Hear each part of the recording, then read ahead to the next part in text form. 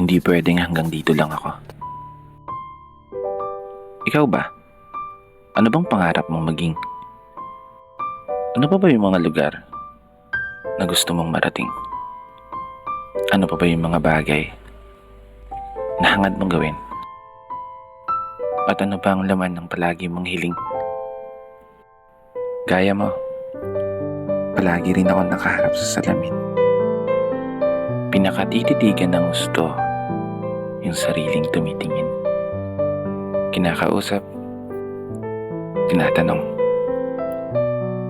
Sinisilip ang aking galing. Baka sakaling biglang magising. Yung ako na gusto kong maging. Yung ako na may malayo nang narating. Yung ako na malaya nang bilhin ang kahit anong gusto.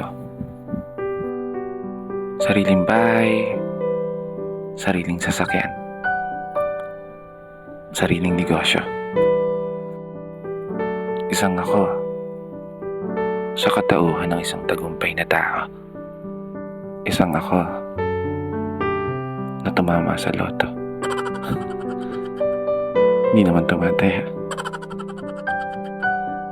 Para seryoso. Ang sarap siguro ng buhay natin, no?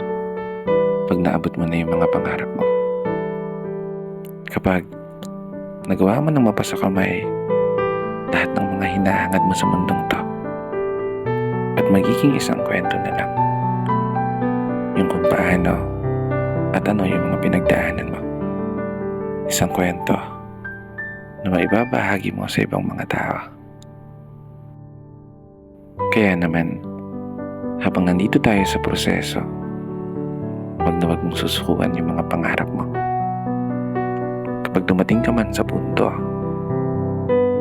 palagi kang talo.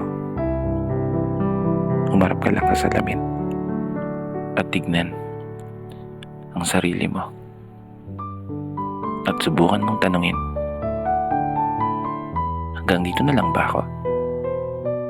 At kapag biglang sumagot yan, tumakbo ka na. Hindi. Seryoso na. Ika nga nila, ang pagsuko ay para lamang sa mga mahihinang nilalang. Kinaya nga ng iba.